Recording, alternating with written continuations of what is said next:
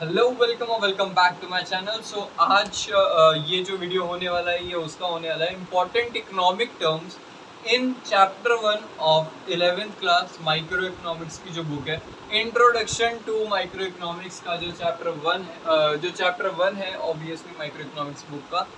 उसमें जो economic terms या जो ऐसे टर्म्स जिनका मीनिंग आप लोगों को जानने में शायद थोड़ी दिक्कत हो वो मैंने बनाए हैं, मतलब उसके लिए वीडियो बनाया है। उनके मतलब जो मुझे समझ आ रहे थे पर्सनली कि ये हो सकते हैं जिनका आप ना समझ पाओ उन वो मैंने लिखे हैं। और कोई अगर वर्ड ऐसा है जिनको आपको नहीं समझ आ रहा है तो उसको आप कमेंट डाउन करो, मैं उसका भी मतलब बता दूंगा, समझा दूंगा।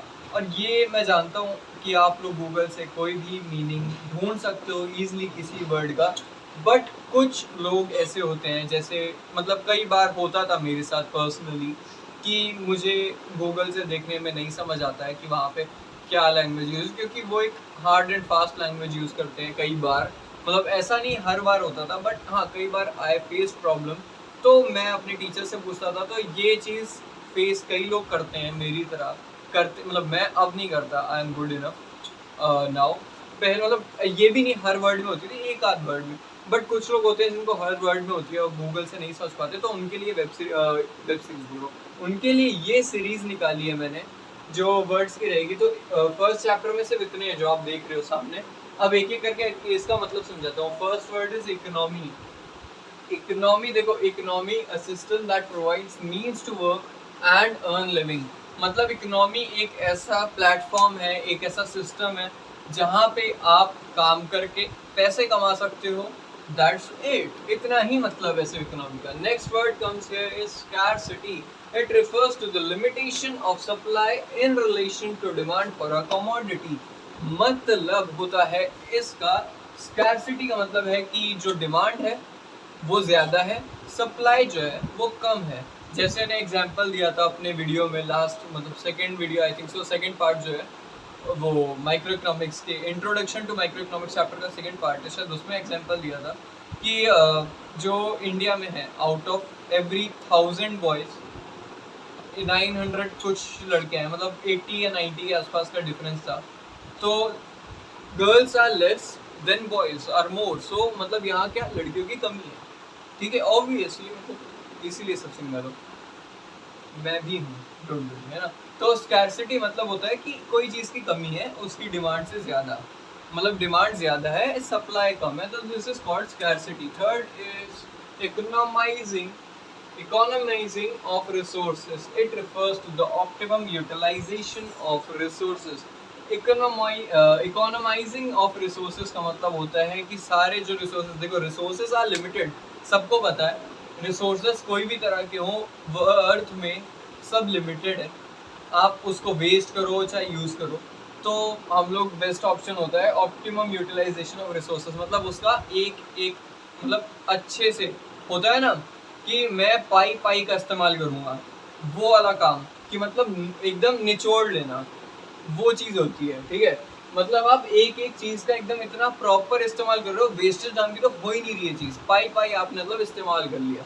ऑप्टिमम यूटिलाइजेशन मतलब तरीके से, ये नहीं कि मतलब बस लिए ही जा रहे नहीं, मतलब होता है कि लिमिटेड लिया, जितनी ज़रूरत है उतना ही लिया, वेस्टेज नहीं की। This is called optimum utilisation of resources. Third comes is micro economics. Chapter का नाम, बुक का नाम यही है। तो कई लोगों को इसमें दिक्कत होती है कि यार माइक्रो का मतलब क्या होता है, माइक्रो इकोनॉमिक्स का मतलब क्या होता है। तो it is that part of economic theory which studies the behavior of individual units of an economy.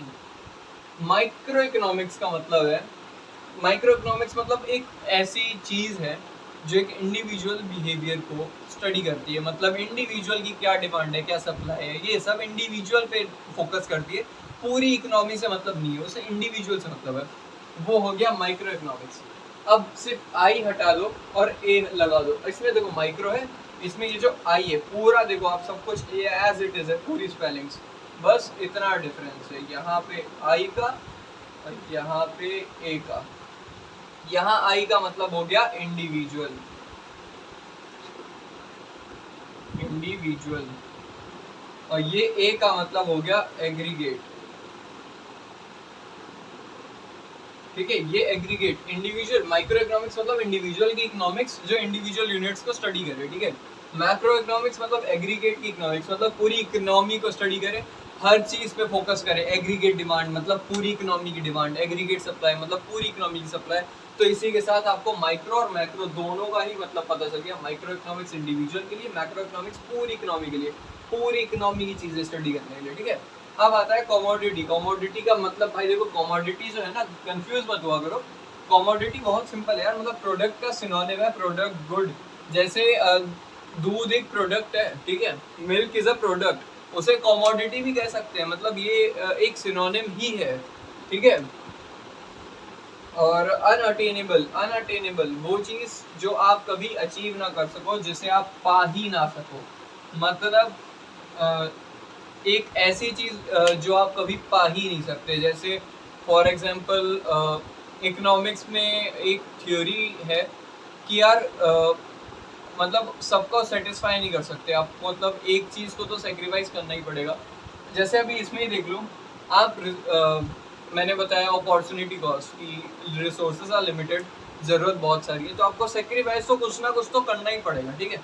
तो अनअटेनेबल एक ये भी चीज कह सकते हैं कि हर चीज मतलब एक सेल्फ सेटिस्फैक्शन जो होता है ना इंसान के अंदर, वो बहुत कम होता है, लिमिटेड होता है, मतलब अनअटेनेबल की इंसान खुश नहीं हो सकता कभी, उसको हमेशा कोई ना कोई तो दुख रहेगा, ये एक अनअटेनेबल चीज कह सकते हैं। इंसान कभी, मतलब human can't be happy for always, मतलब कभी कोई ना कभी कोई दुख आ ही जाता है, अनअटेनेबल चीज है ना। तो ये एक अनअटेनेबल चीज है, मतलब आप अचीव नहीं कर सकते, ठीक है। तो इसी के साथ जो है ये वीडियो खत्म हुआ और इस चैप्टर के इकोनॉमिक टर्म्स भी खत्म हुए।